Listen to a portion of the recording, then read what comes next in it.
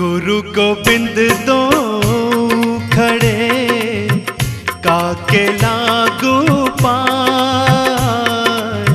गुरु गोबिंद दो खड़े काके लागू पाए। बलिहारी गुरु आपने गोविंद दियो बताए। कबीरा गोविंद दियो बताए।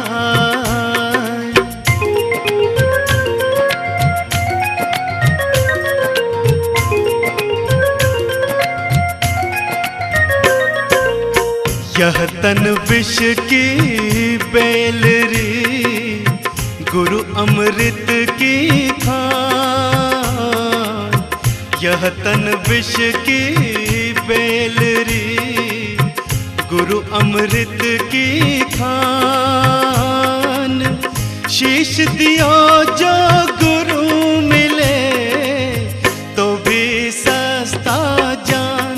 कबीरा तो भी सस्ता जान।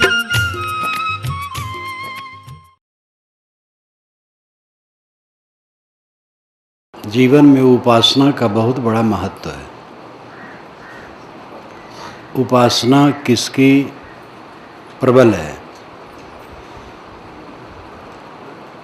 उपासना का अर्थ होता है निकट बैठना। जो बोध दे सके उसकी उपासना प्रबल है।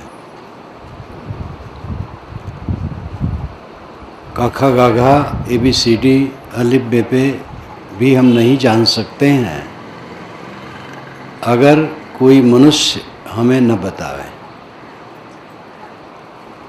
इसलिए गुरु उपासना सबसे श्रेष्ठ उपासना है। वेदों के मंत्रों को गुरु ने कहा है और शिष्यों ने सुना है। लिखना और पढ़ना वेद रचना के आरंभ में कोई नहीं जानता था। मोहनजोदड़ो और हड़प्पा की खुदाई में जो अवशेष मिले हैं भारत में, मोहनजोदड़ो और हड़प्पा ये दोनों दूर दूर हैं, लेकिन इसमें जो मिले हैं और ये हिस्सा पाकिस्तान में पड़ गया है। मोहनजोदड़ो वाला तो एकदम पाकिस्तान में है। उसमें लिखावट थी। यहाँ के लोग लिखना जानते थे लेकिन आर्य लोग लिखना नहीं जानते थे। वेदों में ये पता चलता है आगे लिखना शुरू हुआ है। आरिक आरिक शब्द आया है जिसका शरणाचार्य ने लिखना अर्थ माना है। वेद के ऋषि बोलते थे, शिष्य सुनते थे और वह अपने शिष्यों को सुनाते थे। इसी परंपरा में ज्ञान चलता था। सदैव गुरु द्वारा ज्ञान हुआ है। दूसरी उपासना है मूर्तियों की और ईश्वर की। लेकिन कोई मूर्ति आज तक उपदेश नहीं दे सकती। मूर्ति महापुरुषों के प्रतीक हैं और उनकी वे याद दिलाते हैं। बस इतना ही अर्थ है। किसी महापुरुष का चित्र है या मूर्ति है तो वह उसकी याद दिलाते हैं और अच्छे पुरुषों की याद होने से मन अच्छा बनता है। यही लाभ है। और उनकी पूजा है उन्हें स्वच्छ रखना। आपके घर में अगर चित्र है किसी महापुरुष का तो उसे स्वच्छ रखें। चित्र के ऊपर कुर्ता न टांगें, रस्सी न टांगें, डंडा न टांगें और कोई चीज़ न टांगें। इज्जत से रखें, साफ रखें। बस इतनी ही पूजा है। ऐसी मूर्ति अगर किसी महापुरुष की है आपके घर में तो स्वच्छ रखें, धूल गर्द उस पर न जमने दें।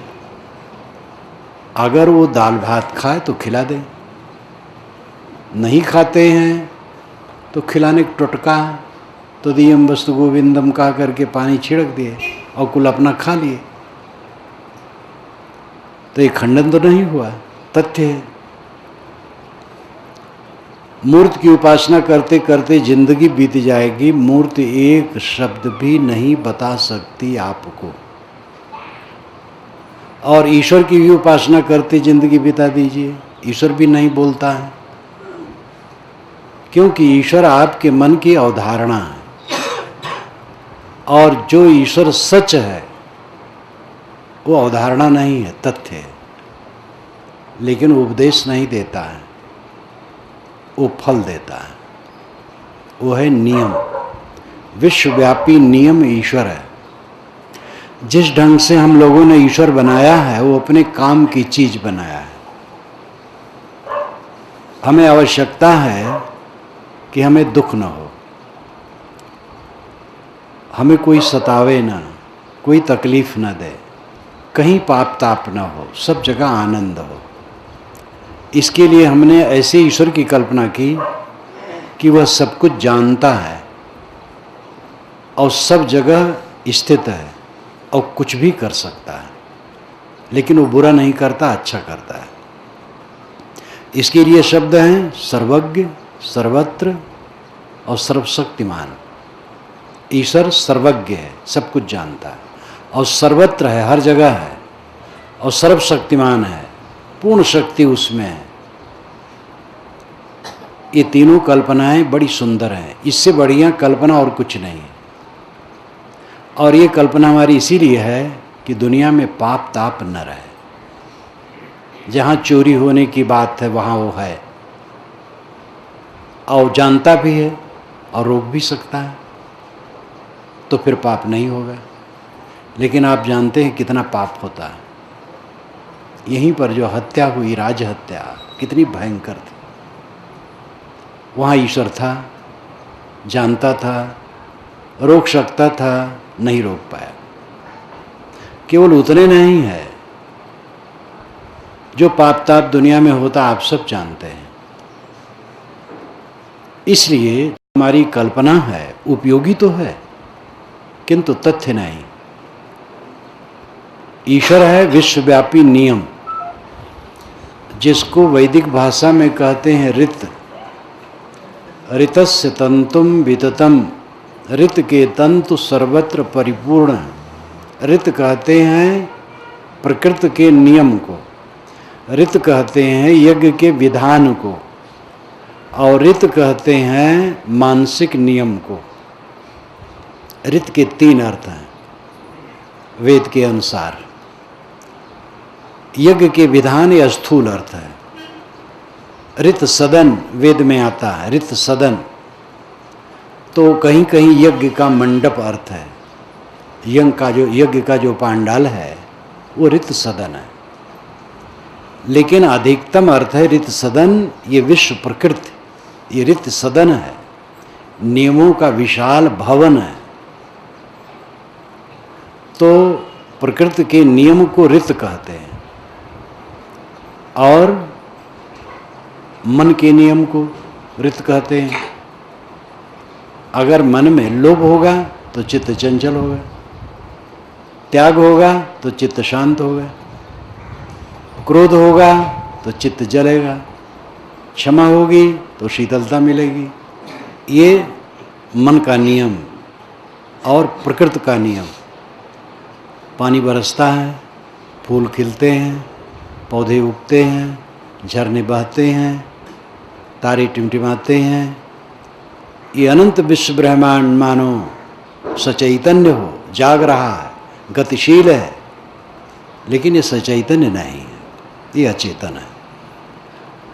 द्रव्य में शक्ति है, हवा चलती है, वो जानती नहीं है, कोई ज्ञान उसमें नहीं है, लेकिन तेज चलती है, मंद चलती है, सब समय चलती है।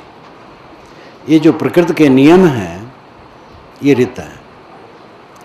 इनका समवेत स्वरूप जो है वो ऋत है, यानी प्रकृति के नियम और मन के नियम ये ऋत हैं। और यही विश्वव्यापी ईश्वर है जो कण कण में है। जो कहा जाता है ईश्वर कण कण में है, वो यथार्थ है। नियम कण कण में है, हर जगह नियम व्याप्त है। लेकिन उस नियम से आप ये आशा नहीं कर सकते हैं कि आपके घर में चोर आए तो उसको पकड़ करके बाहर फेंक दें। और हम उपयोगी ईश्वर की कल्पना किए कि वह हमारा काम कर दे। जब घर का मालिक सोने चलता है तो कहता है ईश्वर अब मैं सोने जा रहा हूँ, तू ही घर का रक्षक है। और चोर जो घर के पीछे दीवार के पीछे खड़ा है वो कहता भगवान अब मैं सेंध मारने जा रहा हूँ, तू दांव लगाना जिससे धन मिले। घर का मालिक धन की रक्षा के लिए ईश्वर की प्रार्थना करता है और चोर चुराने के लिए ईश्वर की प्रार्थना करता है, और ईश्वर बेचारा कुछ नहीं कर पाता है। जिस ईश्वर के विषय में आपकी धारणा है वो धारणा है, और जो ईश्वर सच है वो नियम है। उस नियम को पहचानना और नियम के अनुसार चलना ये धर्म है। लेकिन इसमें मेहनत है। चोरी न करो तो शांति मिलेगी, चोरी करोगे तो शांति नहीं मिलेगी। झूठ बोलोगे तो शांति नहीं पाओगे, सत्य बोलोगे तो शांति पाओगे। अभी बहुत त्याग है, इसलिए चोरी करें, झूठ बोलें, बेईमानी करें और भगवान का नाम ले लें, वो काट दे और शांति और सुख मिल जाए, ये बड़ा सस्ता रास्ता है। नियम से चलना बहुत मुश्किल है, इसलिए भगवान को खुश कर लेने में बड़ी सरलता है। वो हमारा सब काम कर दे, लेकिन वो धोखा है। आप भोजन जिस दिन ज़्यादा कर लेते हैं पेट भारी लगता है, शरीर भारी लगता है। जरा भगवान की प्रार्थना करके जल्दी उसको भगवान से पचवा लीजिए, देखिए पचता है कि नहीं। नहीं पचेगा, भगवान बेचारा पचा नहीं पाएगा आपके पेट के अन्न को।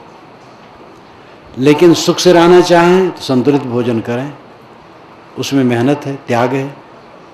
खाने बैठे तो लोभ न करें, संतुलित खाएं तो अपने आप ठीक रहेगा।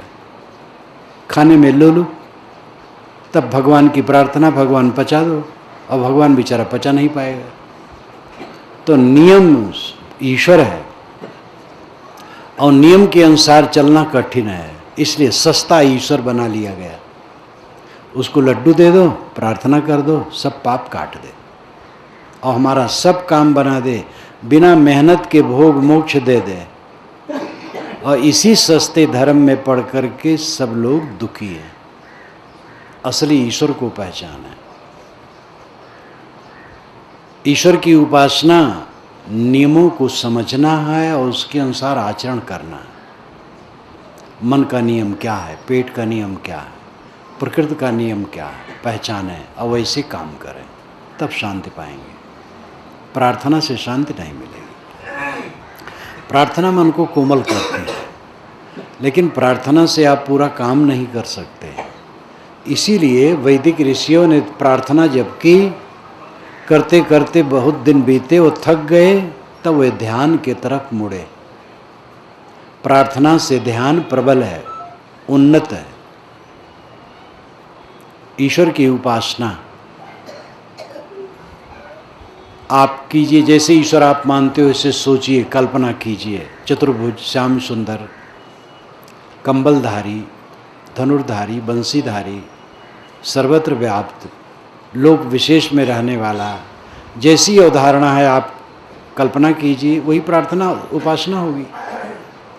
तो आपके मन में थोड़ी प्रसन्नता आएगी, आनंद आएगा, बोध नहीं होगा।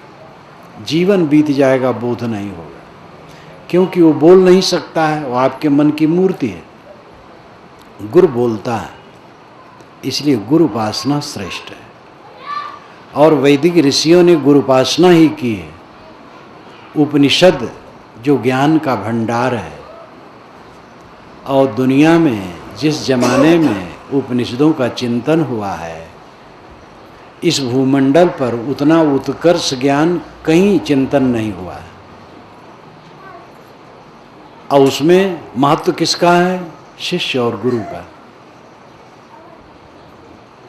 उद्दालक और श्वेतकेतु प्रवाहन जयबल के पास जाते हैं, जो राजा है, लेकिन ज्ञान के लिए उसके पास जाते हैं। याज्ञवल्क प्रवाहन याज्ञवल्क उद्दालक के पास जाते हैं, जनक याज्ञवल्क के पास जाते हैं। नारद सनत कुमार के पास जाते हैं। सर्वत्र देखा जाता है कि गुरु के पास जाकर के ज्ञान लोग सीखे हैं। गुरु उपासना श्रेष्ठ उपासना। गुरु कौन है?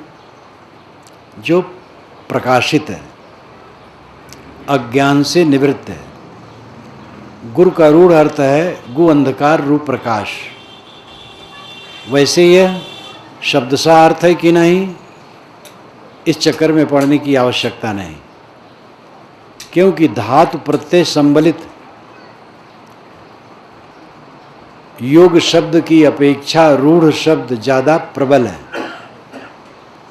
जैसे अथ, अथ शब्द का अर्थ होता है अब, शुरू, लेकिन संस्कृत में रूढ़ है मंगल, और अथ का अर्थ मंगल नहीं होता है, लेकिन हजारों वर्षों से मंगल माना जाता है। अथ का अर्थ मंगल। ऐसे गुरु, गु और रू, गु का अर्थ अज्ञान, रू का अर्थ प्रकाश, गु का अर्थ जड़, रू का अर्थ चेतन। ये अर्थ शब्द सा हो न हो, लेकिन रूढ़ अर्थ है ये, और रूढ़ अर्थ प्रबल है। तो गुरु का अर्थ माना गया जो अंधकार में प्रकाश कर दे, अज्ञान में ज्ञान उदय कर दे। गु जड़ तम धोखा है, और वो ज्ञान प्रकाश है। अज्ञान को मिटा करके ज्ञान दे दे, वो गुरु है। सदगुरु कबीर ने कहा, जाको सदगुरु ना मिला व्याकुल दोह दिस धाय, आँख न सूझे बावरा घर जरे घूर पूता है। जिसको सदगुरु नहीं मिला वो दसों दिशाओं में व्याकुल होकर के भटकता है। आज भी तीर्थों में मुक्त होने के लिए लोग जाते हैं। एक बूढ़े पंडित अयोध्या के पास में एक गांव में था, तो उनका लड़का मुझसे आकर के कहा कि महाराज हमारे पिताजी अभी जगन्नाथ गए थे, लौट के आए और ठंड महीना है। किसी ने बता दिया है कि अमुक तिथि को मथुरा वृंदावन की यात्रा और यमुना में स्नान मोक्ष देता है। तो फिर से वो तैयार हैं, और महाराज बूढ़े हैं और ठंड महीना है, आप उनको समझा दीजिए। तो मैंने कहा वो मुक्त होने जाते हैं, मैं बाधा डालूं? कैसे डालूं? मेरा समझाना ठीक नहीं होगा। आज के युग में भी ऐसे ऐसे सनकी हैं कि अमुक तिथि को अमुक नदी में नहाओगे तो मोक्ष हो जाएगा। 18 पुराण और महाभारत इन 19 जिल्दों में से अगर निकाला जाए तो 40,000 श्लोक होंगे जो महिमा परक हैं, जिसमें खूब महिमाएं गाई गई हैं। नर्मदा के दर्शन मात्र से मोक्ष होता है। गंगा में डुबकी लगाओ, मोक्ष होता है। कोई गंगा में डुबकी लगावे और निकले गंगा से, और काम क्रोध लोभ मोह से रहित हो, कृतार्थात्मा हो, तो ये प्रमाण मान लिया जाएगा। और गंगा में डुबकी लगा के निकला, वैसे काम, वैसे क्रोध, वैसे ईर्षा, वैसे दोष, तो फिर कहाँ मोक्ष हुआ? मोक्ष कोई अदेख वस्तु नहीं है, मोक्ष अनुभूत वस्तु है, अनुभव का विषय है। मोक्ष है मानसिक ग्रंथियों का कट जाना, मन के विकारों का कट जाना, चित्त का पूर्ण प्रशांत एक रस आनंद, ये मोक्ष अवस्था है। और ये नदी में नहाने से नहीं होगा, अमुक मंदिर के दर्शन से नहीं होगा, ये निरर्थक नहीं है। सामान्य व्यक्ति मंदिर में जाता है, थोड़ा घर की झंझट से अलग हो जाता है, राम रहीम कुछ कहता है, मुसलमान नमाज पढ़ते हैं, हिंदू प्रार्थना करते हैं, अच्छा ये सब करना चाहिए। लेकिन असली बोध, आत्मा का बोध गुरु से प्राप्त करने की जरूरत है। गुरु उपासना प्रबल है। गुरु उपासना से ही बोध होगा और जीवन का संरक्षण होगा। गुरु ही बताएगा, वाणी से समझाएगा, और उसकी पवित्र रहनी से हम प्रेरित होंगे। ये दोनों की जरूरत है। गुरु वाणी से बताए, इसलिए अध्यापकों को भी ये जरूरी है कि केवल भाषा लिपि और विज्ञान और ये वो केवल न पढ़ावें, किंतु उनका आचरण भी अच्छा हो, जिससे बच्चों को उनके आचरणों से स्वयं प्रेरणा मिले। अध्यापक मुंह में पान भर करके क्लास में खड़ा होता है, बकरी की तरह गलगलाता है, क्या वो पढ़ाता है? मुंह तो साफ होना चाहिए उसका, और मुंह में पान भरे, तम्बाकू भरे। अच्छे अच्छे पंडित गुटखा खाते, मुंह उनका गंधाता है, आचरण गड़बड़ है, राग द्वेष ईर्ष्या छल कपट। तो गुरु में ज्ञान होना चाहिए और आचरण होना चाहिए। उनके ज्ञान से वो उनके मुख द्वारा प्रेरणा पाएगा और उनके आचरण से आत्मिक प्रेरणा मिलेगी। इसलिए गुरु होना चाहिए जो आचरण और ज्ञान से संपन्न हो। ऐसे गुरु की उपासना प्रबल है। गुरु कुम्हार शिष्य कुंभ है, गड़ी गड़ी काढ़े खोट, भीतर हाथ सहार दे बाहर वाहे चोट। गुरु कुम्हार है, शिष्य कुंभ है। घड़ा बनाते समय कुम्हार अंदर से घड़े में हाथ लगाए रहता है और ऊपर से उसे पीटता है सुंदर करने के लिए। ऐसे गुरु शिष्य को ताड़ना देता है तो स्नेह से ताड़ना देता है, सुधारने के लिए। गुरु की आवश्यकता हो हर जगह जरूर। प्रथम गुरु तो माता पिता हैं, उनकी आज्ञा माने। माता पिता सदैव बच्चों का हित चाहते हैं। जो बच्चे उद्दंडता करते हैं 4 दिन के बाद वही फल उनको मिलेगा। माँ बाप की आज्ञा मानेंगे तो उनके बच्चे भी उनकी आज्ञा मानेंगे। माता पिता गुरु हैं, अनेक गुरु हैं, जहाँ से थोड़ी भी प्रेरणा मिले वो गुरु है। सदगुरु एक है, सदगुरु अनेक नहीं होता। कहीं से हम दीक्षा लिए हैं, कान फुकाए हैं, लेकिन बोध नहीं हुआ है तो सदगुरु भी नहीं मिला। जहाँ से पूर्ण बोध हो जाए, संतोष हो जाए, वो सदगुरु है। और सदगुरु के ऊपर सदगुरु नहीं होता है। गुरु के ऊपर गुरु होता है और गुरु के ऊपर सदगुरु होता है। हमने इंग्लिश सीखा, एक गुरु किया, फिर संस्कृत सीखना हुआ तो दूसरा गुरु किया, इसलिए गुरु के ऊपर गुरु होता है। नेपाली सीखने की इच्छा हुई तो नेपाली सीखा, तो जो नेपाली सिखाया वो गुरु हुआ। तो गुरु के ऊपर गुरु होता है और गुरुओं के ऊपर सदगुरु होता है, जहाँ से पूर्ण बोध मिल जाए। लेकिन सदगुरु के ऊपर सदगुरु नहीं होता है। सदगुरु अंतिम है, जहाँ से पूर्ण बोध मिला और संतोष हुआ। ऐसे सदगुरु की उपासना और उनसे प्रेरणा ले करके आत्मकल्याण करना चाहिए। वेद में एक बड़ा सुंदर मंत्र आता है गुरु के विषय में। आचार्य उपनयमानो ब्रह्मचरणम कृणते गरम मंता तम रात्रिस्त्रिस उदरे विभर्त तम जातम दृष्टमभिसंयन्ति देवा। ये अथर्व वेद का मंत्र है। आचार्य उपनय मानो, आचार्य उपनय मान होता है। आचार्य कहते हैं आचनोत्चा सहस्राणि आचार्य स्थापत्य स्वयमाचरते यस्तु तमाचार्यम प्रचक्षते। जो शास्त्रों के वचनों का चुनाव करे, कल्याणकारी वचनों का चुनाव करे और आचरण की स्थापना करे और स्वयं आचरण से चले, वो आचार्य है। गुरु आचार्य है, सदगुरु आचार्य है। आचार्य कैसे होता, गुरु कैसे होता है? उपनयमान, उपनाम निकट, नय का अर्थ है लेना, खींच लेना। उपनयमान का अर्थ होता है निकट लेने वाला। गुरु उपनयमान होता है, शिष्य को अपनी तरफ खींच लेता है। कौन खींचता है? जिसमें पात्रता है। चुंबक खींचता है, लोहे को खींचेगा, लकड़ी को नहीं खींच पाएगा। गुरु खींचता है। खींचता कौन है? जिसमें पात्रता है। आचार्य उपनय मानो, आचार्य उपनय मान होता है, खींच लेने वाला होता है ब्रह्मचारी को। आचार्य उपनय मानो ब्रह्मचारिणम, ब्रह्मचारी को खींच लेने वाला गुरु होता है। और इतना नहीं करता है, गर्भमंतम, गर्भम अंतम, गर्भ के भीतर कर लेता है, वो अपने पेट के अंदर ले लेता है। वेदों में अलंकार बड़े बड़े सुंदर हैं, बहुत सुंदर सुंदर अलंकार है, और इतने मधुर कथन हैं कि क्या पूछना।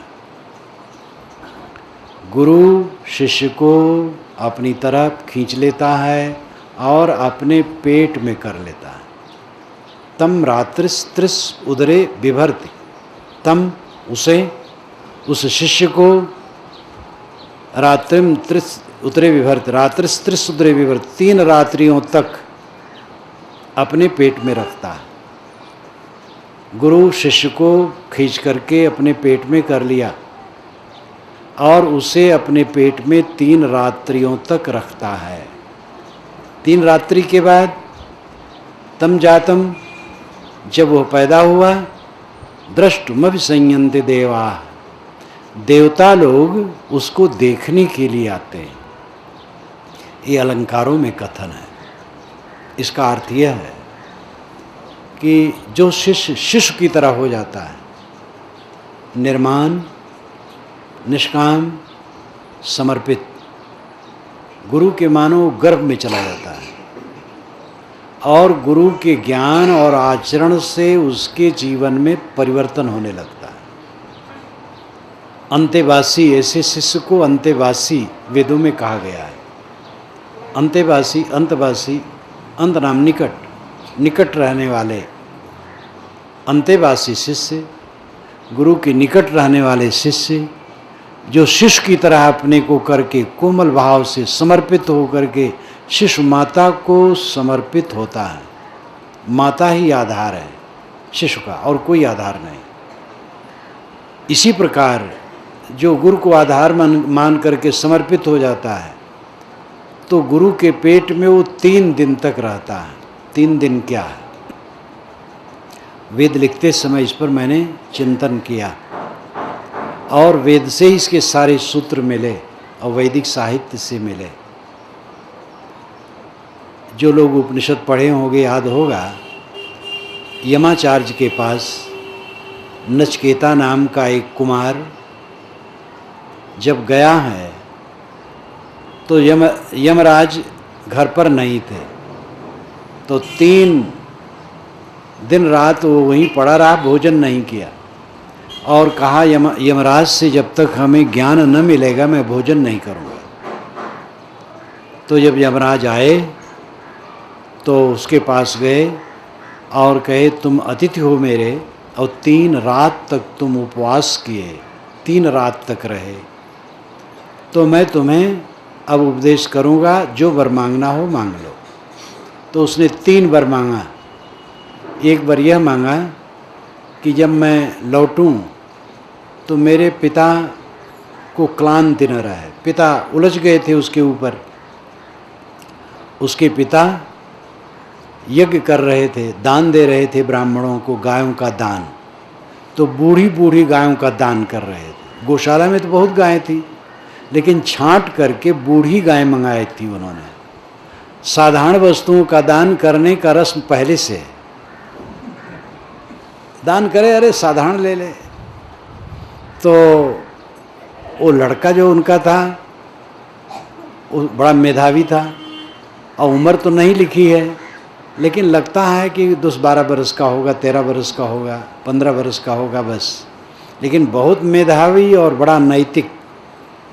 उसने सोचा ये गायें ब्राह्मण लोग जब ले जाएंगे तो गायें चारा भी ये नहीं खा पाती हैं ठीक से, ऐसी बूढ़ी हैं, गोबर भी ठीक से नहीं देंगी और गर्भवती तो हो ही नहीं सकती हैं, तो उन ब्राह्मणों का क्या कल्याण होगा। पिताजी क्यों ऐसी गायों का दान करते हैं? तो उसने कहा पिताजी आप मुझे किसको दान कर रहे हैं? उसने सोचा है अच्छी अच्छी गायें जो गौशाला में रखे मेरे लिए रखे हैं, सारा मोह मेरे लिए, इसलिए ये सब अच्छी गाय नहीं दे रहे हैं, तो मुझे ही दान कर दे। तो बड़े साहस की बात थी, बड़ा अक्खर था। पिताजी मुझे किसको दे रहे हैं? तो पिताजी को गुस्सा आया, चुप हो गए, चुप रहे। फिर उसने कहा, फिर चुप रहे, फिर कहा, तब पिता को ज़्यादा गुस्सा आ गया, कहा तुमको यमराज को दे रहे हैं। तो बच्चा चुप रहा। फिर कहा, पिताजी फसल की तरह प्राणी पैदा होता है और अंत में पीला होकर के गिर जाता है, इसलिए विवेकवान अपने वचन पर दृढ़ रहते, कुछ स्थिर नहीं है। आपने यमराज के तरफ भेजने कहा, यमराज के पास, तो मैं जा रहा हूँ। तो यमराज के पास चला गया। ये रूपक है, यम कोई व्यक्ति नहीं है। वेद में लिखा है जो पहली बार दुनिया में मरा वो दुलोक में जाकर के यमराज हो गया।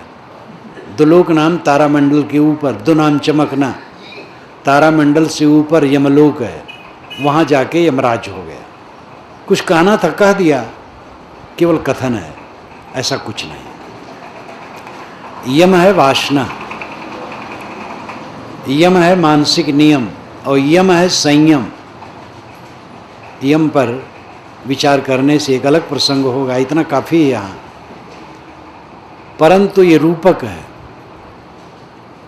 तो उसने कहा कि मेरे पिताजी सुख से सोएं, उनको जो क्लांति हो गई है कि लड़के को मैंने ऐसा कटु कह दिया, उनका चित्त दुखी है, तो वह शांत हो जाए और सुख से सोएं, ये पहला बार मांगता।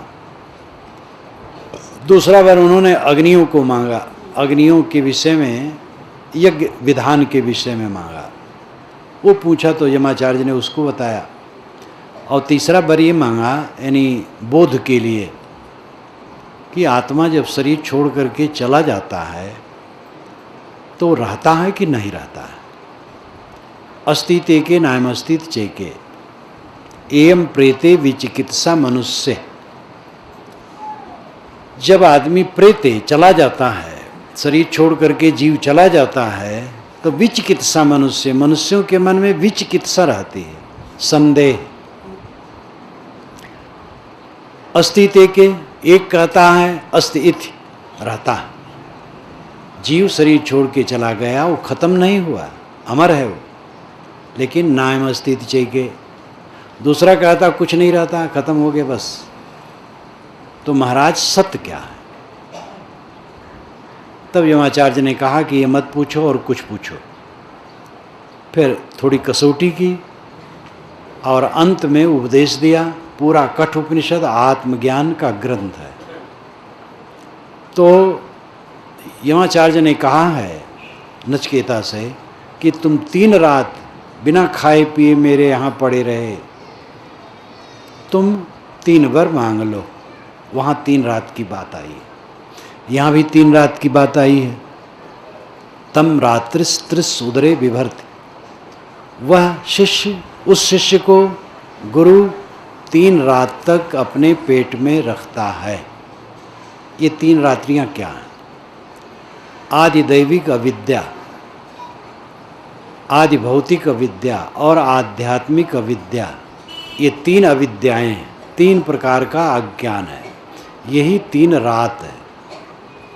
आदि दैविक अविद्या है विश्व प्रपंच के विषय में कल्पनाएं। आदि कहते हैं आधार को, देव कहते हैं जड़ शक्ति को। वैदिक भाषा में चाँद, सूरज, पृथ्वी, हवा, आग, पानी, इनको देव कहा जाता है। इसीलिए प्राकृतिक आपदा को कहते हैं लोग दैवी प्रकोप। भूचाल आ गई तो कहते दैवी प्रकोप हुआ, अतिवर्षण हुआ, अवर्षण हुआ, इससे लोग कष्टित हुए तो कहे दैवी प्रकोप है। देव का अर्थ जड़ शक्ति,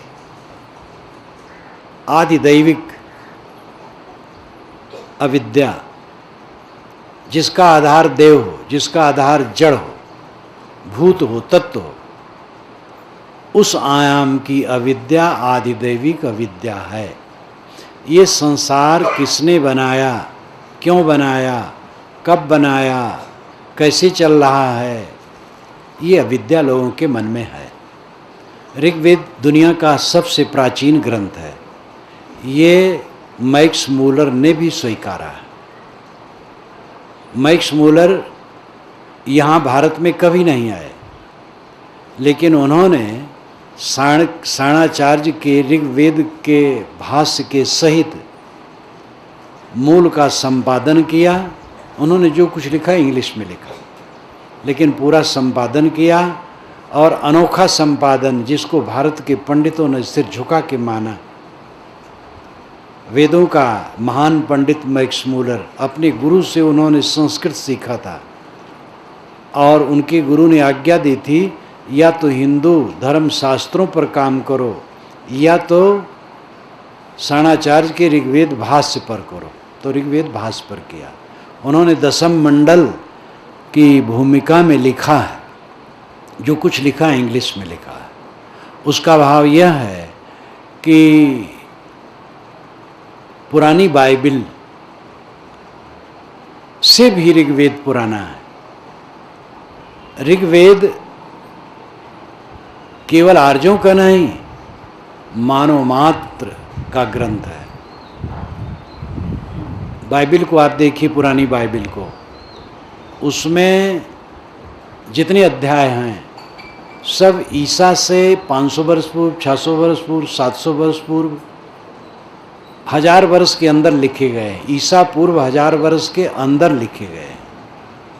और वेदों के विषय में तार्किक विद्वानों का भी मत है कि ईसा के 1500 वर्ष पूर्व ये वेद हैं, लेकिन दूसरे लोग और ज़्यादा मानते हैं।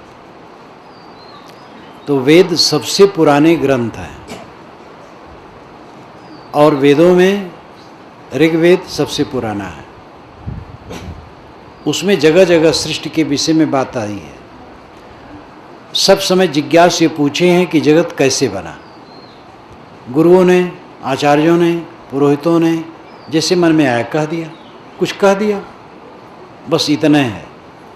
वेद में तो ये भी आया है कि अमावस्या ने दुनिया बना दी। अमावस्या एक तिथि है, और साणाचार्य ने अपने भाष्य में लिख दिया कि अमावस्या के अलावा और कोई नहीं बना सकता, क्योंकि मूल में भी वैसे है। मैंने वेद में लिखा है और विनोदी ढंग से उसमें मैंने आलोचना की है कि साणाचार्य ने समीक्षा भी कुछ नहीं की। जगह जगह जैसे जैसे आया है एक विनोदी ढंग से कह दिया। ब्रह्म जगत बन गया, ब्रह्म ने जगत बनाने की इच्छा की, एक से अनेक हो गया। और ये भी कहा गया, को ददर्श प्रथमम जायमानम अस्तनवंतम यद अनस्ता विभर्ति। ये ऋग्वेद का मंत्र है। किसने देखा सूक्ष्म प्रकृति को जगत उत्पन्न होते? सूक्ष्म प्रकृति को उत्पन्न होते किसने देखा है? इसका मतलब वो नित्य है। मूले मूला भावाद मूलम मूलम। कपिल जी कहते हैं मूल में मूल न होने से मूल होता है अमूल। पेड़ की जड़ होती है, जड़ की जड़ नहीं होती है। जड़ चेतन दोनों मूल हैं, इसका मूल और कोई नहीं। प्रकृति के अपने गुणधर्मों से प्रकृति का निरंतर परिवर्तन होता है। पहले मुर्गी है कि अंडा? कहते हैं अंडा। बिना मुर्गी के? तो कहते नहीं नहीं, पहले मुर्गी है। तो बिना अंडे की मुर्गी कैसे? पहले बीज है कि वृक्ष? बीज के बिना वृक्ष नहीं, वृक्ष के बिना बीज नहीं। तो ये पहले कहाँ? ये सदा प्रवाह रूप नित्य। ये जगत कहीं से नए सिरे से बना नहीं है, निरंतर बनता बिगड़ता रहता है। इसको कोई बैठ के बनाया है, ये भी कहा, पूछा गया है वेद में। वेद में जो ये अध्याय है उसमें मैंने वेद भर में, चारों वेदों में जहाँ कहीं आया उस सब इकट्ठा कर दिया विचार को सृष्टि के विषय में।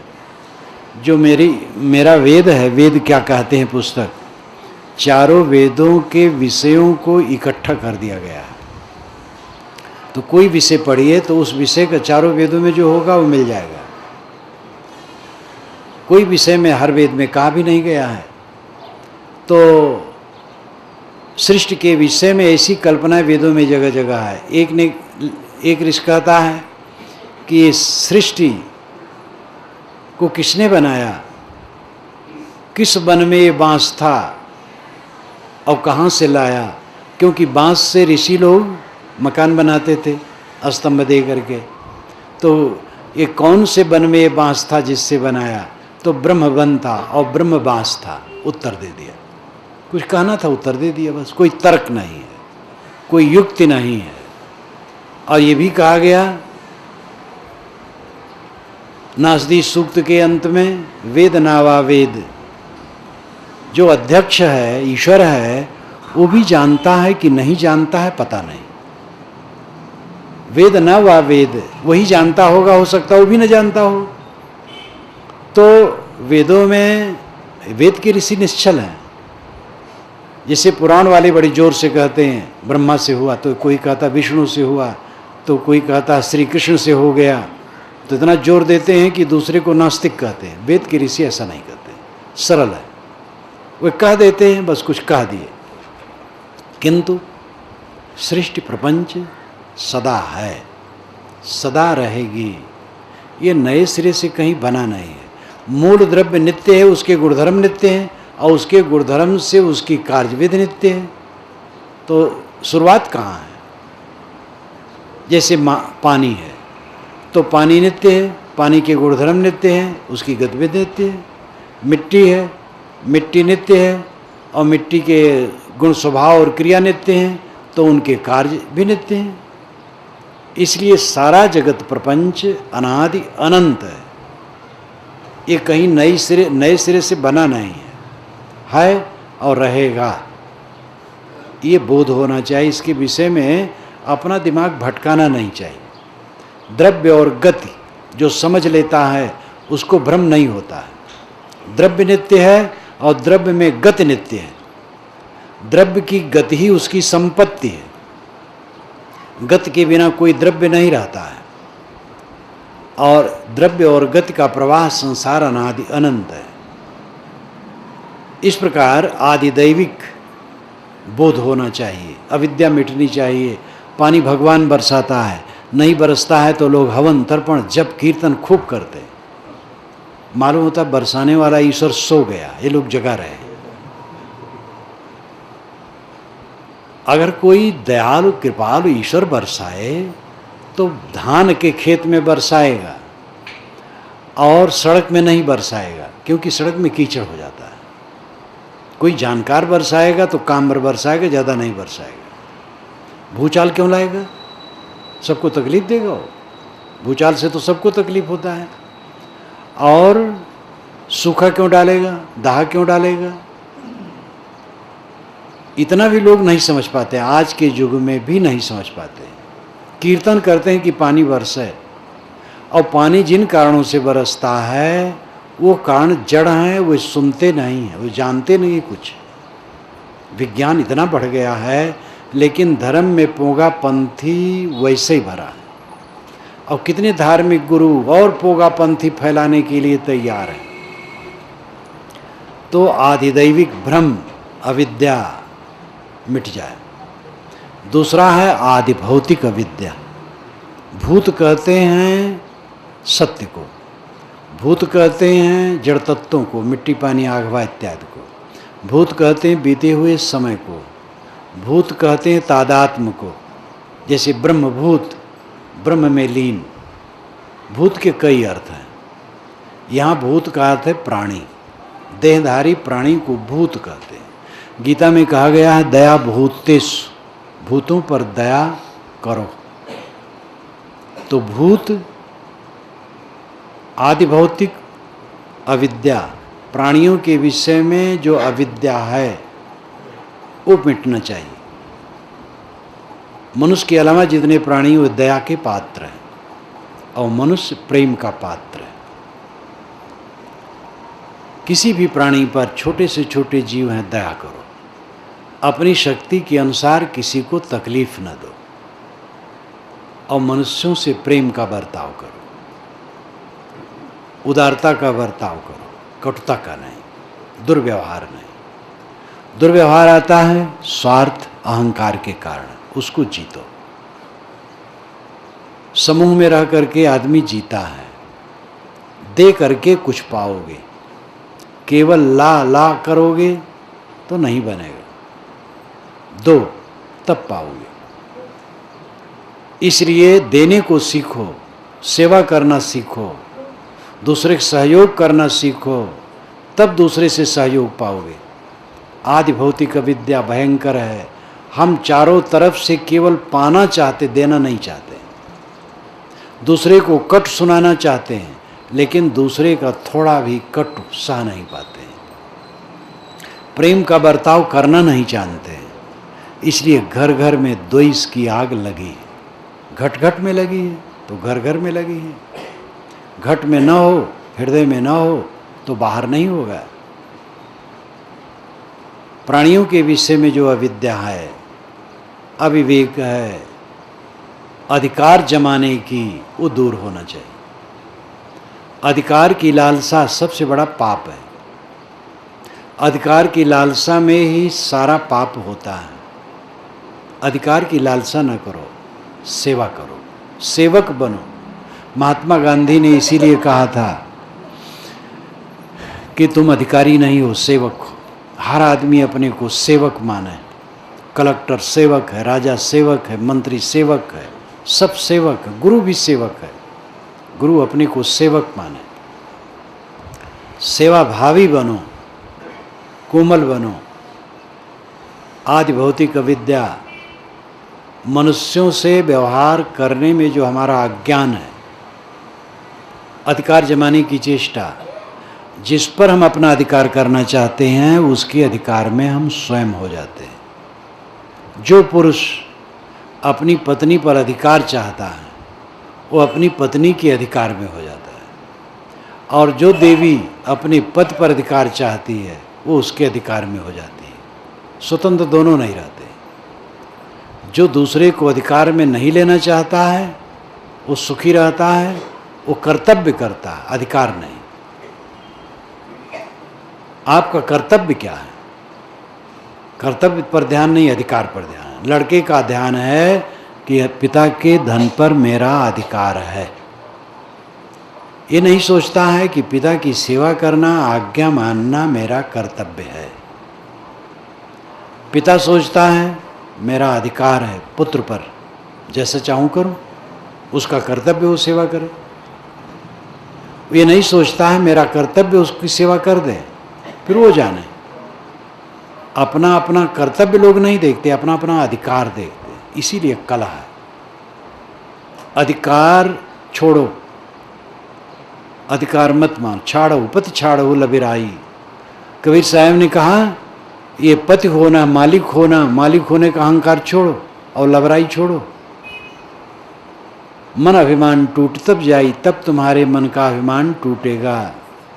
तो आदि भौतिक अविद्या, प्राणियों के विषय में अविद्या, मनुष्यों के विषय में जो हमारा अज्ञान है, सब पर कब्जा करने की चेष्टा, ये दुखदाई है। विनम्र हो जाओ, शीलवान हो जाओ, समतालु हो जाओ, गम खाओ, क्षमा करो।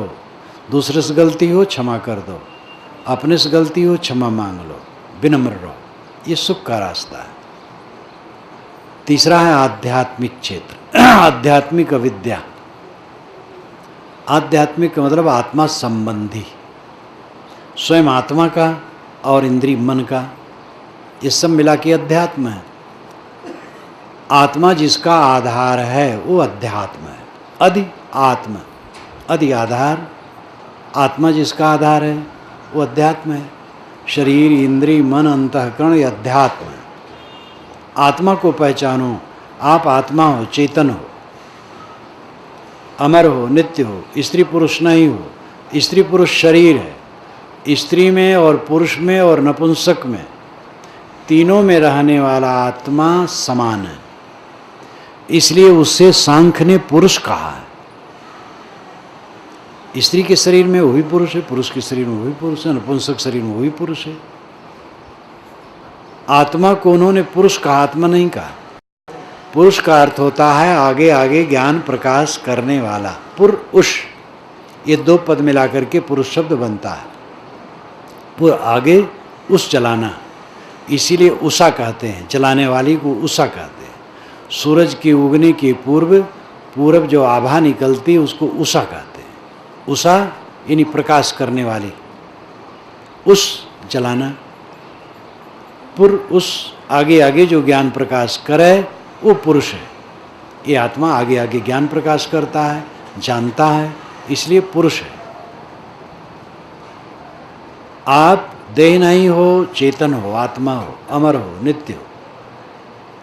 ये देह का दैहिक जीवन है, एक सपना जैसा है, थोड़े दिन में खो जाएगा। इसमें अपने कल्याण का काम कर लो, आत्मा को बंधनों से छुड़ा लो। सपने से जाग करके व्यक्ति सपने के हर शोक में नहीं पड़ता है। सपने में जब रहता है तो उसके हर शोक में रहता है, क्योंकि यथार्थ लगता है। और नींद टूट जाती है जब, तब लगता है बेकार, सपना झूठ। सपने में 1 करोड़ रुपया पाए और नींद खुली तो 1 कौड़ी भी नहीं है बिस्तर पर। ऐसे सपने क्या विचार करना। बहुत लोग सपने बहुत विचार करते हैं। जागेंगे तो कोई मिल जाए तो घंटा भर अपने सपने की चर्चा करेंगे, ये देखा वो देखा। ये भावुकता, बेकार की बात।